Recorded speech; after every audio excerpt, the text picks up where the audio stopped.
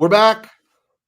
Hopefully it wasn't too long. We're now back and live on YouTube again. Beautiful.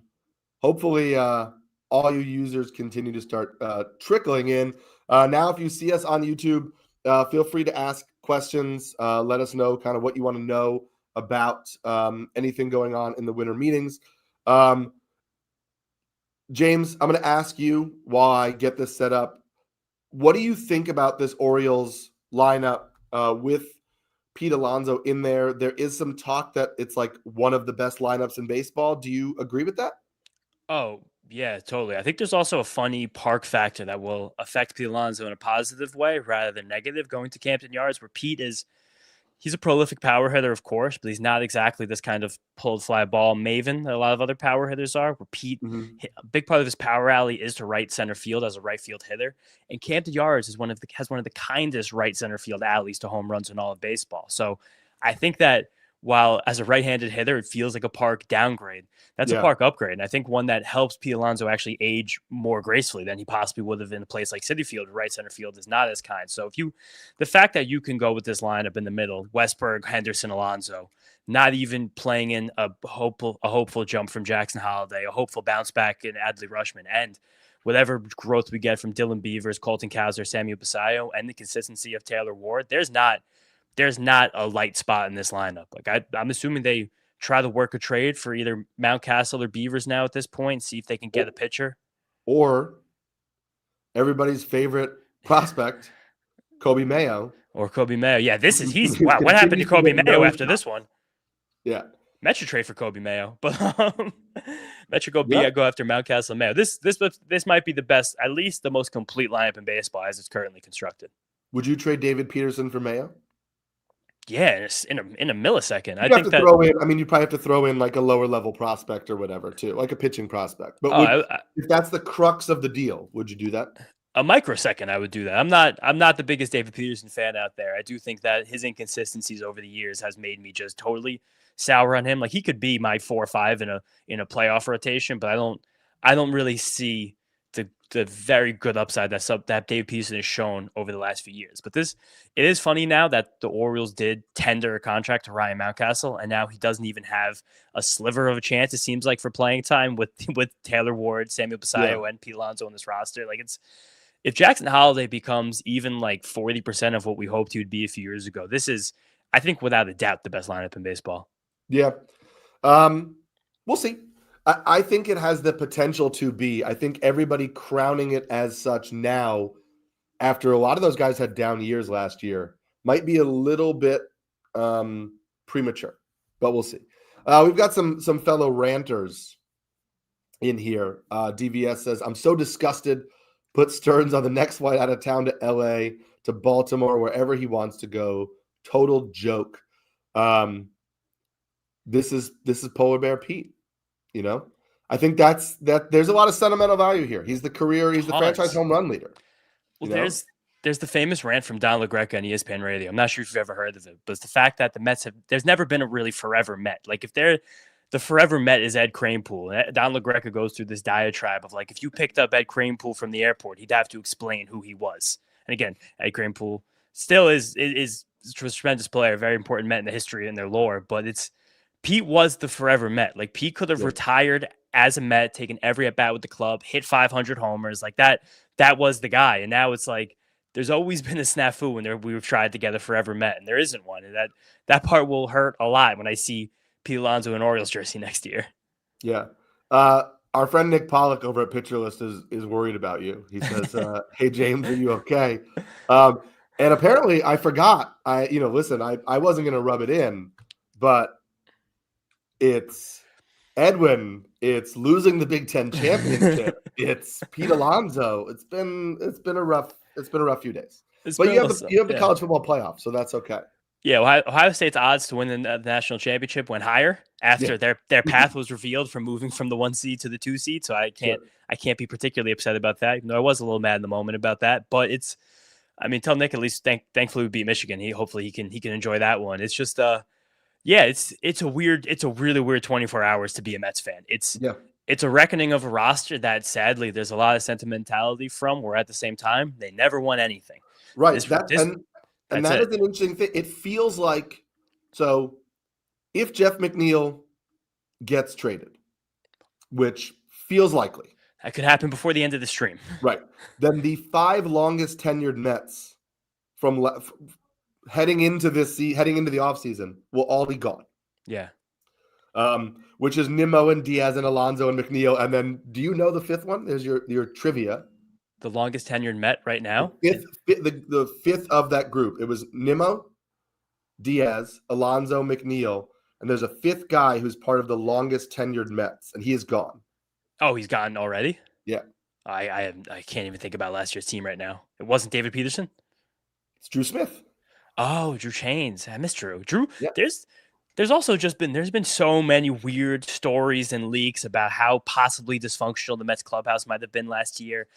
There's also possibly been weird things about the Mets coaching staff or lack thereof. The fact that Jeremy Hefner mutually parted ways and immediately went to go coach the Braves. And then Adam Ottavino goes on a rant on his YouTube channel about Carlos Mendoza putting every reliever in a bad position.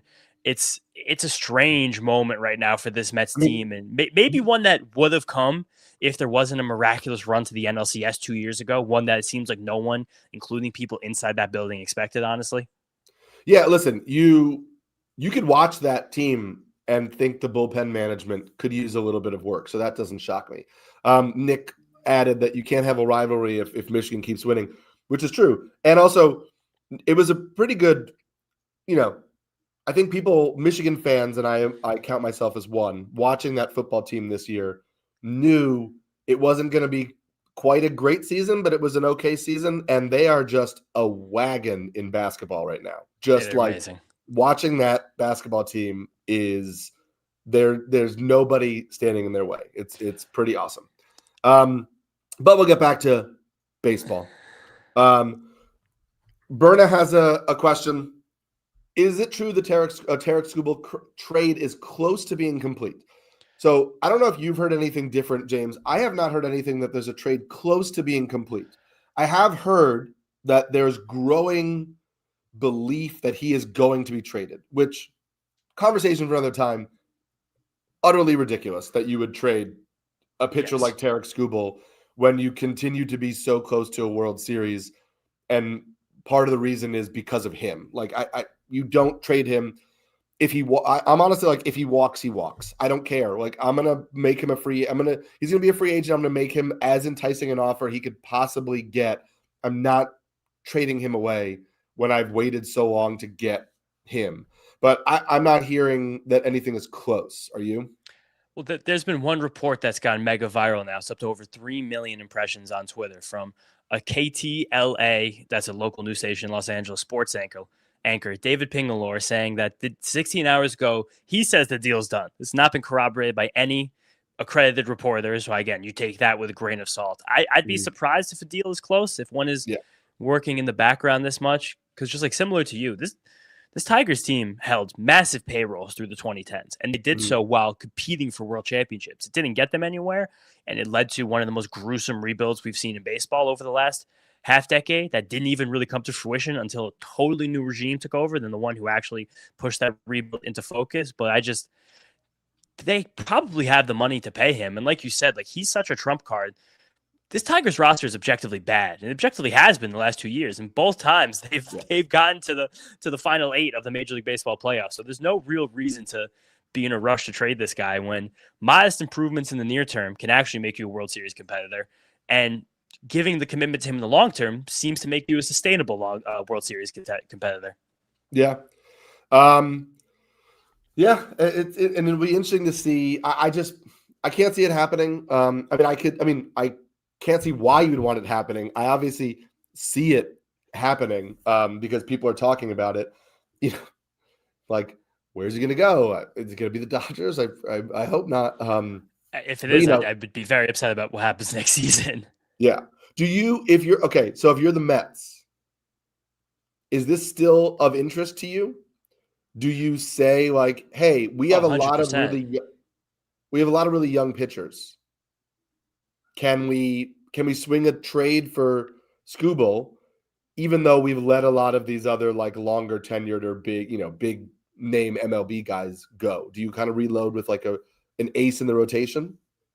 I think absolutely. I think this, unless there's big moves on the horizon for the Mets, which again, I'm questioning that at this given moment, I think that takes him out for a guy like Freddie Peralta, who's like a much more modest rental upgrade. But I think a guy like Skubal, because I hope the Mets aren't the Cubs, like you make that trade with the intent of being in at least in the running to sign this guy to a long-term contract, and hopefully you Right. never let him out of the building.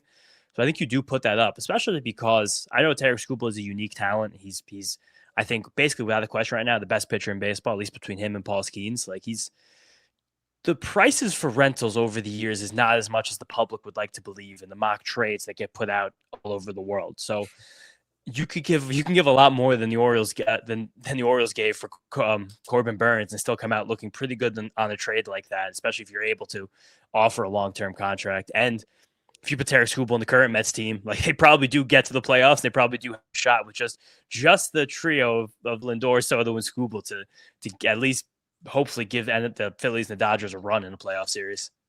Yeah, I my prediction is I think the Red Sox trade for Freddie Peralta.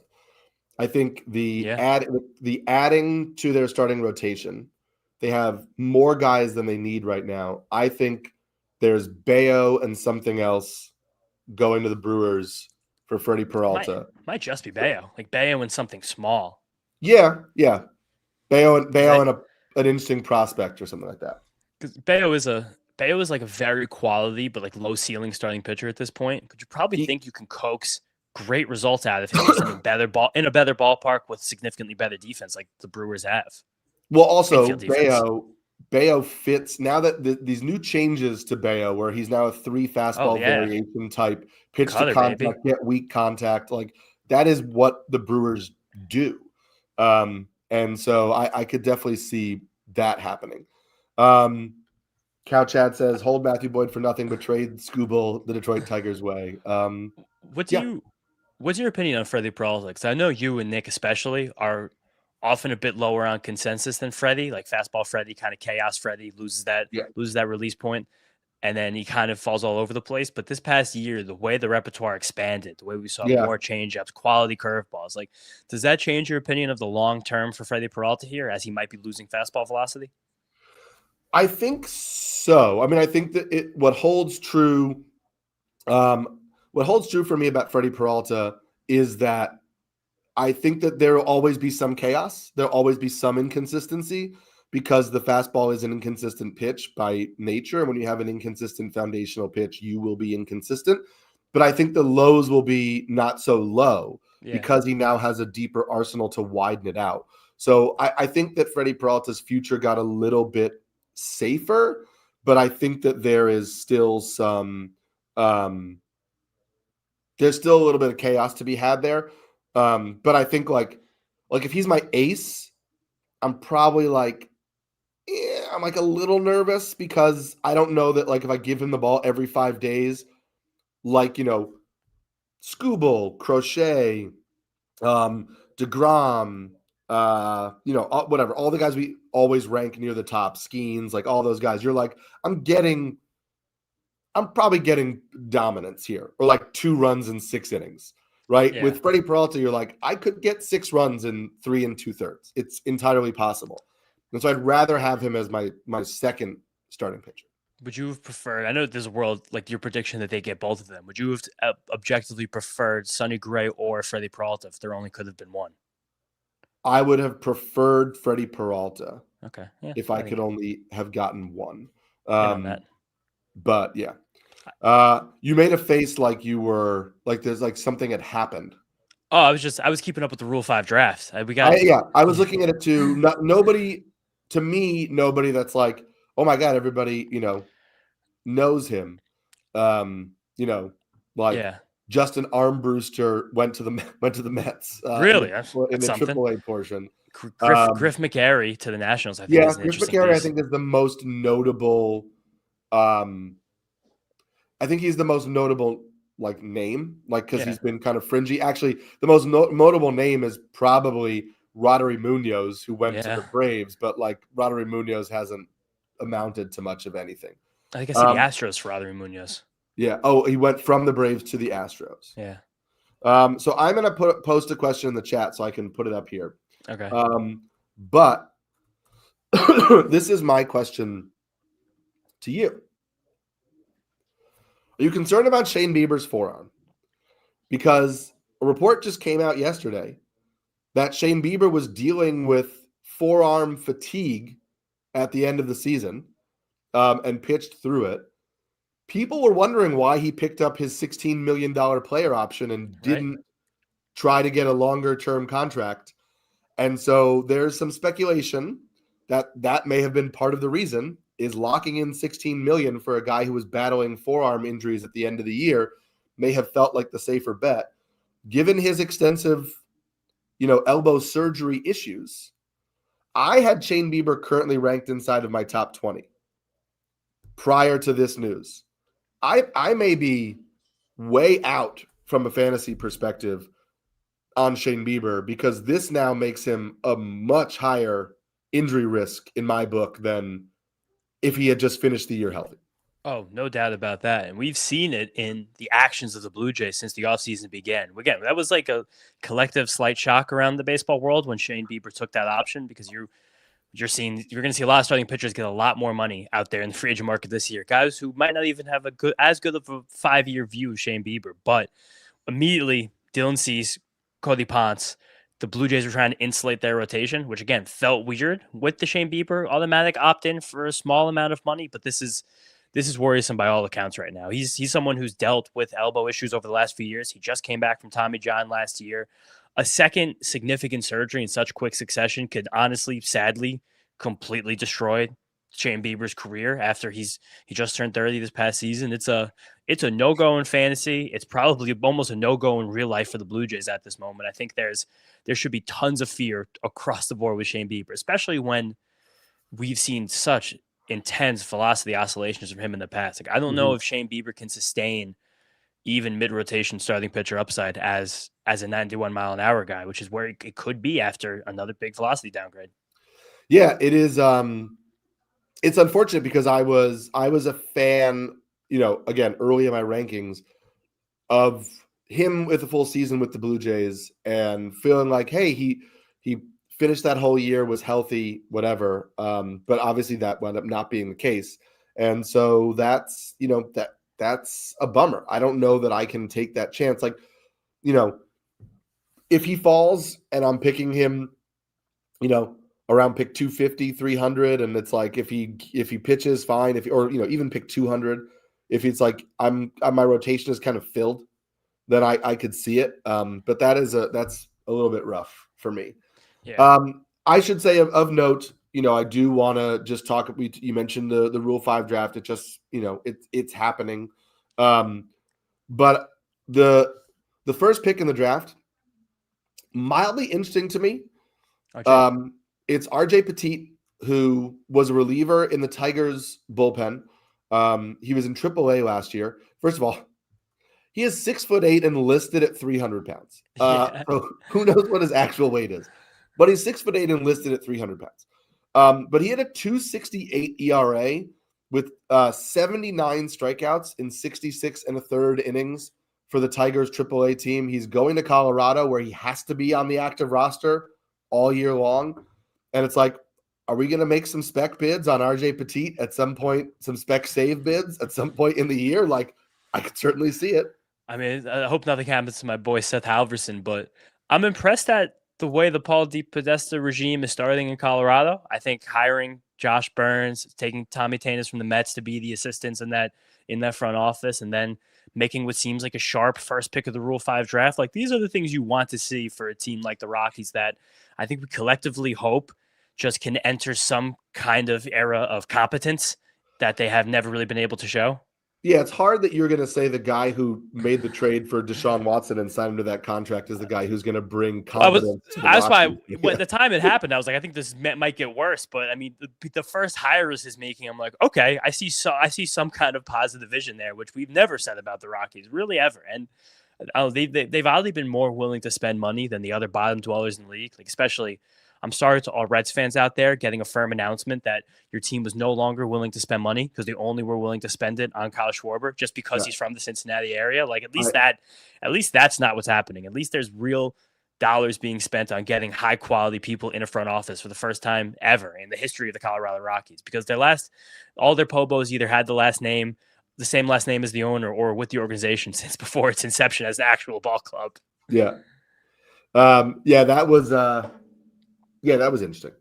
But I'm glad they are moving in a different direction. I thought an interesting pick in the Rule 5 draft was the Twins took Daniel Susac, and they then traded him to the Giants. Oh, he was the 19th overall pick in the 2022 draft. Like, that wasn't all that long ago. Last year he hit 275 with 18 homers in 97 games at AAA. He's got pop. The Giants catching situation is who? What? Like, the Giants roster is that. Patrick Bailey is a good defensive catcher, so it's fine. So I think it's kind of fun to pair him with a guy like Susac, who actually might have some pop. Because I just don't think the Giants, no matter how good of an offensive player Patrick Bailey is, you just can't give him 500 plate appearances again. You can't. He's a 30% worse hitter than league average with no improvement in sight. I don't think you can do that. I think there were a couple other fun moves that happened at the winter meetings this week that were not Mets related, thankfully. I think that the Kyle Finnegan re-upping with the Tigers is a really fun move for fantasy baseball, because we saw some great changes that he made last year when he came from the Nationals to the Tigers. Then he got hurt and they kind of meandered through the end of the season in the playoffs. But on a 2 for 19, that's probably closer money in that bullpen. And that's probably someone that can contend for 30 saves, right? I think we're going to see, it was a pretty even split between Finnegan and Will Vest when Finnegan came over.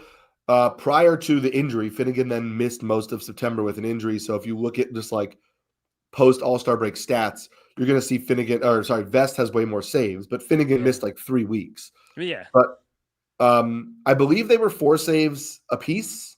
Finnegan had 4 saves and 1 hold in August when he was healthy. Yeah, and I think Vest also had 3 or 4 saves in that time frame. So I think you're going to see a split. Maybe it's not 50-50, maybe it's 60-40, maybe it is purely righty-lefty, and so that will lean towards Finnegan. But I think, let's see what they do in the offseason.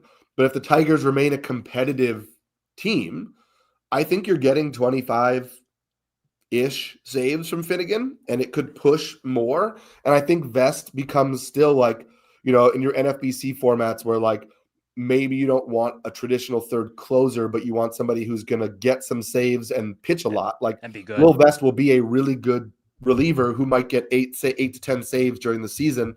Or if Finnegan falters, like go on a stretch where he picks up a lot of saves. And so I think they could both have fantasy value. I did like that as a signing.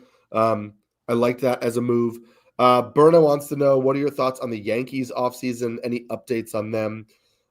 Seemingly not. Yeah. Right? I mean, the update was this morning. Brian Cashman said it's a glacial long pace. It's a glacial pace. This offseason is going at a glacial pace. Not for the Mets. And no, not for the Mets. This is like an avalanche pace, just with you being trapped underneath it. But yeah, I mean, the Yankees don't seem in any kind of hurry, which I guess okay. They're at risk now of losing Bellinger. He's now the next guy on the list, and there's probably a lot of suitors. And are they willing to pay up for him? I think they could use some help in the rotation. You're probably not looking for a top end guy, but Rodon is out till May. Cole is out till June. Is Cole officially June? Late May, early June was what we heard.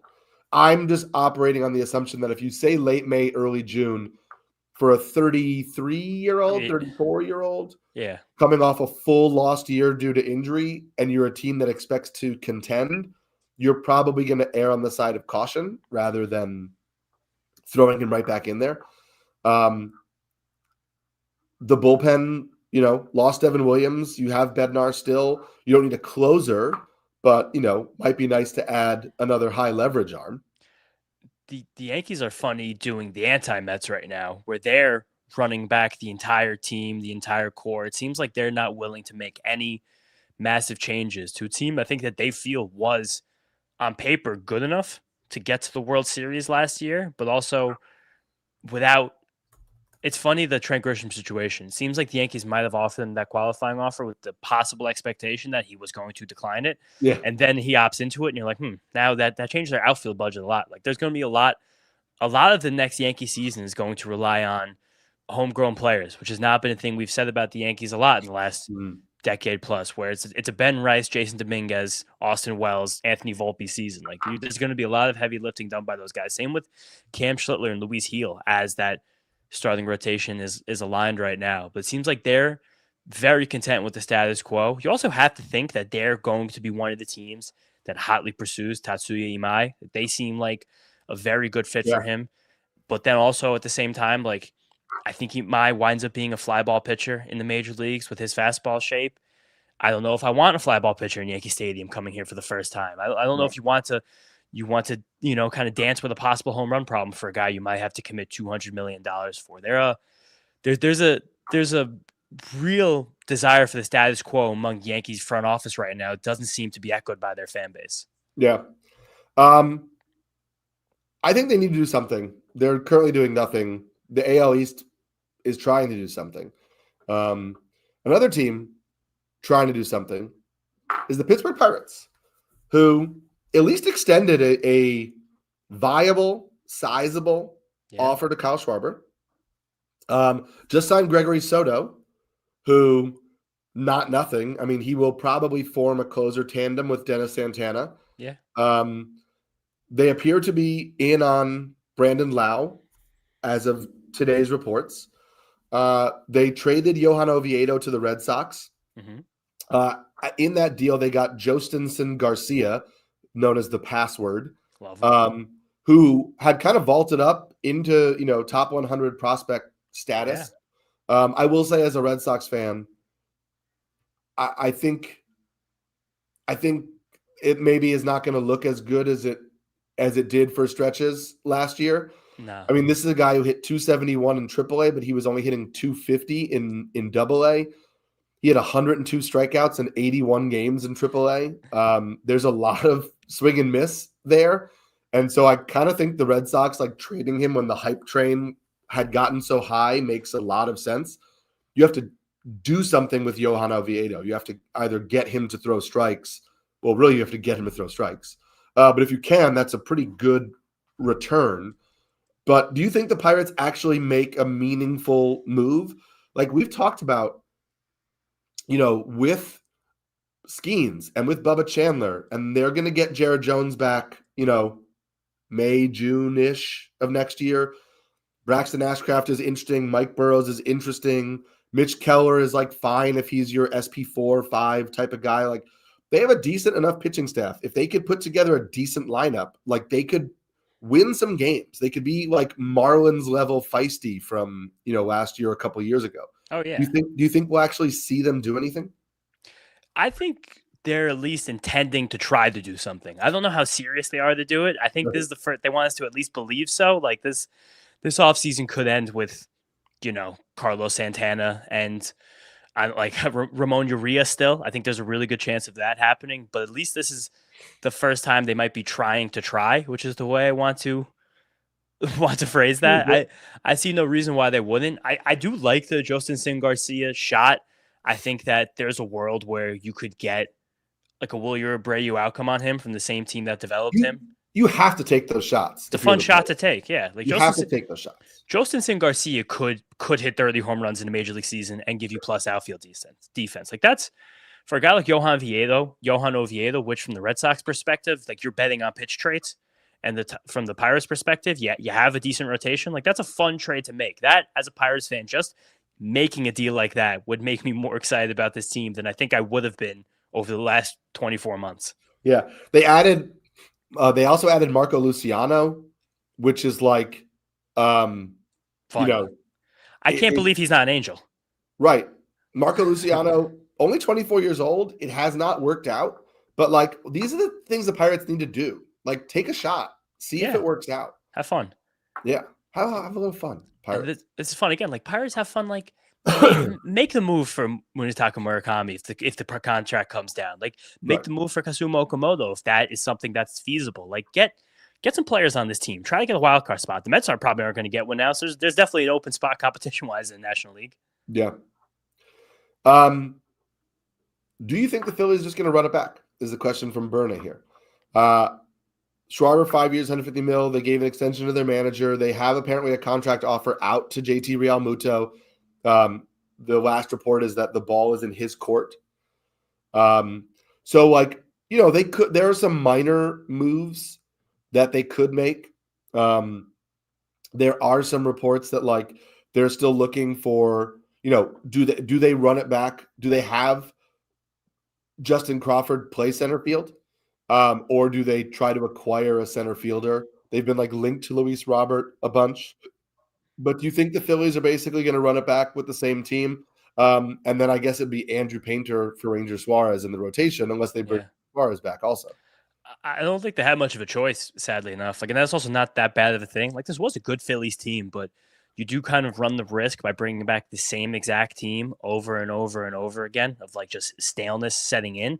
Like, I think that can happen to aging, even though despite good cores like the Phillies have, like you kind of got that boost from John Duran to trade deadline last year. Even bringing back the same good team, I think mentally for a club like this that's just gotten their heads beat in the last few postseasons, you have to make some kind of improvement somewhere. It might not even be the best baseball move, but some position has to get better. Like you have to leave yourself the opportunity for something to change. And if this rotation next year doesn't have Zach Wheeler, which he's throwing, they might have him. It's hard to see the path for World Series competition, but at the same time, like this lineup, they probably still have the best team in the National League East, and that's just a good place to start. Dave Dombrowski will add the trade deadline. Like it'd be silly for them not to try this again, right? Yeah, why not? I mean, listen, you have been a very competitive team. You have Turner and Harper for like half decade each more at least. Harper, man, that's Mr. Raw Milk. You're not confident in what the future holds. Mr. Filter My Own Blood, Mr. Raw Milk. I don't know, man. It's weird. He's lost a lot of weight. We'll see how that translates to power. But yeah, I have some questions. I have some questions about what Bryce Harper will do, how he'll perform. Are there any teams as we head into the final days of the winter meeting, the final minutes of this Q&A?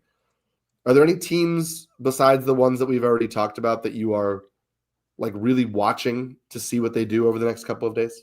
The Mets. I'd like to see the Mets maybe. Like is Wilson Contreras on the table? Is Kyle Tucker on the table? The Blue Jays, I think, are still very much big game hunting. They, I think, are the leaders for both Ketel Marte and Kyle Tucker at the moment. If they get both of those guys, my jaw would drop on the floor. If they get one of those guys, I'd be really impressed. The Red Sox have such a war chest available right now to them. And if they want to push chips in a very tremendous way, I'd like to see if they can do that. I think the Phillies are another team that they have a weird farm system. They have kind of two studs at the top, Justin Crawford, then who's like a high floor, I want to say, but strange upside player because it's a hit first guy with questionable swing decisions with no game power, but was going to walk into major leagues, one of the best gloves in center field. Do they just ship all of that off for like do they try to make room for Fernando Tatis or Tarik Skubal? Like I think teams are going to get creative right now. The Padres going to trade Mason Miller. Like I think those are the teams definitely watching the closest. There's fun stuff happening. They've said they're not going to. Does it make sense too? Kind of. What? Trade Mason. Unless you're making your closer. The Padres rotation is so bad right now. It's deplorable considering how they expect to compete next year. Like Kyle Hart and Randy Vasquez just can't be in an opening day rotation for a Padres team that hopes to still compete for a World Series. And their bullpen, they have 3 of the best 10 relievers in the National League in the same bullpens. Like how do you find a path forward here to compete next season? Yeah, it might be winding up dealing one of those guys. I think the Cardinals are one of the more fascinating teams right now because, as you mentioned, there are so many guys that they could trade. Yeah. They seem to be turning the page. So what about Arenado? Where does Wilson Contreras go? Everybody seems to want Brendan Donovan. Do the Cardinals want Brendan Donovan, or are they going to take one of these deals and get rid of Brendan Donovan? Teams are sniffing around Lars Nootbaar.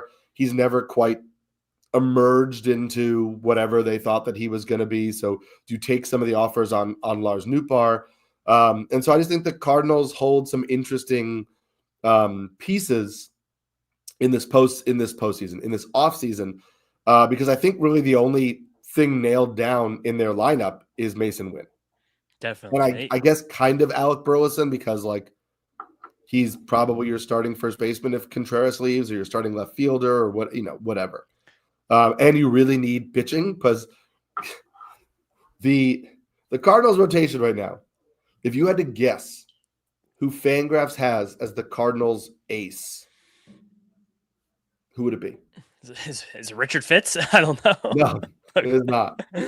Is He is in their rotation, though. Is Miles Mikola still under contract? No, he's not, right? No. Tell me. It's Matthew Liberatore. Oh my God. Yeah. The Cardinals seem content though to win 60 games next year. Yeah, Matthew Liberatore, Andre Palante, Michael McGreevy, Richard Fitz, and Kyle Leahy. It's going to be a draft with champion's dream. Potentially in the rotation as well.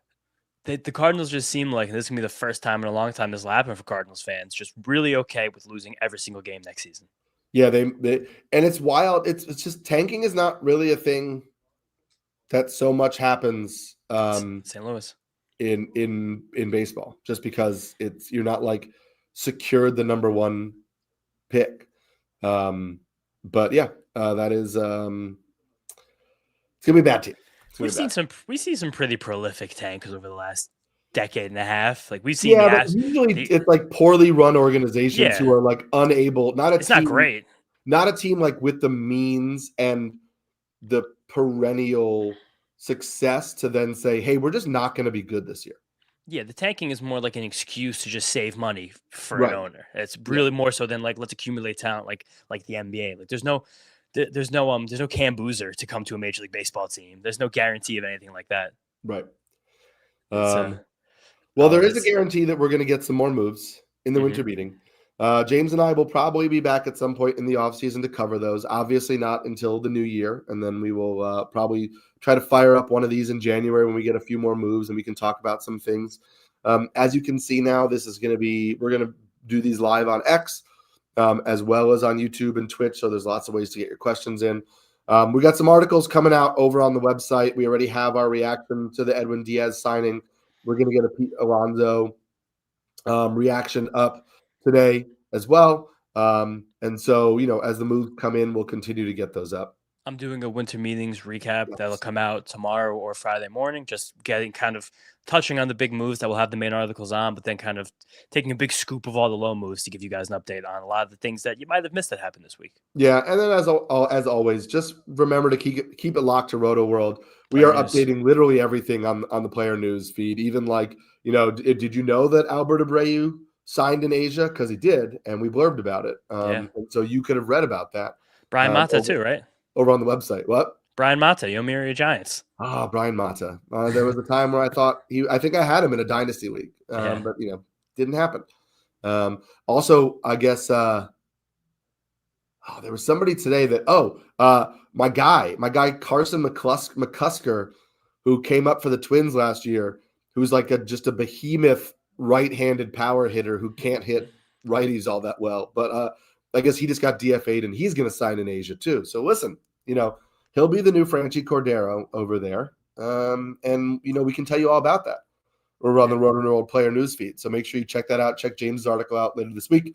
And we'll be back to talk more baseball, off-season baseball with you sometime in the new year. Enjoy the holidays. Enjoy the time with your families. Enjoy the relaxing time by yourself. Enjoy your New Year's. And we'll see you in 2026. Bye, guys. See ya.